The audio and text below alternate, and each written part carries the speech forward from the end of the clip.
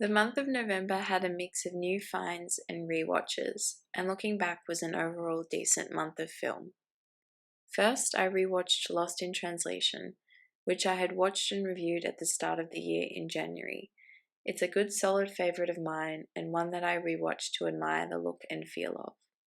Then I watched Salute le Cubain, a short film from Agnes Varda about her visit to Cuba. By the end of the year, I was on a bit of an Agnes Varda kick and watched a few pieces of hers, but this one didn't really stick out to me thinking about it 6 months later. I don't really remember much about it, but at only 30 minutes the film is a cruisy watch. Then I watched A Trip to the Moon, a renowned short film from 1902 about a trip to the moon. I hadn't seen this film before, but of course I recognized the iconic shots of the moon, and when I saw them I was like, oh, this is that film. It's a short film at only 10 minutes or so from memory, but it had a full story and I was thoroughly entertained. I think it was also the recognition that I was watching one of the most kind of iconic pieces of film history and a piece of film that has endured over such a long time that made watching the film pretty enjoyable. Next, I rewatched Stick It, the comedy drama about a rebellious teenager who is forced to return to gymnastics as punishment for her bad behavior.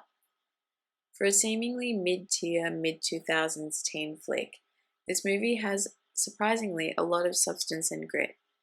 The plot is interesting with some decent twists and turns to keep things moving, and the acting is solid across the entire cast, particularly with the lead actress who handles her scenes with Jeff Bridges quite well. I think that people forget about this film and how good it is. I feel like it's not talked about nearly enough when we talk about the teen genre movie of the 2000s.